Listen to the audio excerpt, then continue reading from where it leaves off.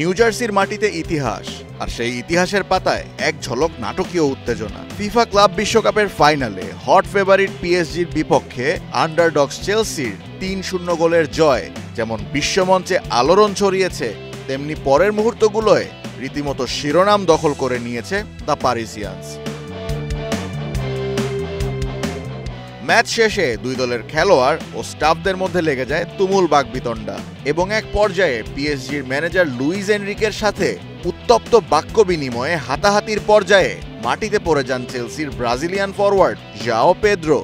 আমি তাদের নিয়ে কিছু বলতে চাই না, সবাই ম্যাচ জিততে চায়। আমার মনে হয় তারা নিজেদের নিয়ন্ত্রণ হারিয়ে ফেলেছিল। তবে এটাই ফুটবল, যা হওয়ার তা হয়েছে। এখন আমাদের উপভোগ করতে হবে, কারণ আমরা ট্রফি জিতেছি। তবে ম্যাচের পরে লুইস এনরিকে বলেন ওসব ঘটনা ম্যাচের চাপের ফল এবং তার উদ্দেশ্য ছিল খেলোয়াড়দের আলাদা করে পরিস্থিতি আরও খারাপ হওয়া থেকে রক্ষা করা। খেলার শেষে আমি আমার আবেগ প্রকাশ করতে দ্বিধা করি না, কারণ সত্যি চাপ অনেক ছিল। সবাই সেই মুহূর্তে তর্কে জড়িয়ে পড়েছিল। এটা নিঃসন্দেহে সেরা পরিস্থিতি ছিল না, এটা ছিল ম্যাচের চাপের পরিণতি। তবে এমন পরিস্থিতি অবশ্যই এড়ানো উচিত, এটা বলার অপেক্ষা রাখে না। আমার একমাত্র উদ্দেশ্য ছিল খেলোয়াড়দের আলাদা করা, যেন পরিস্থিতি আরো জটিল না হয়।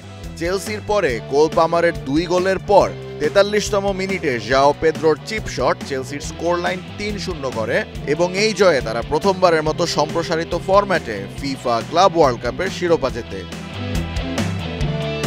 Ashfaqul Mushfiq, star news.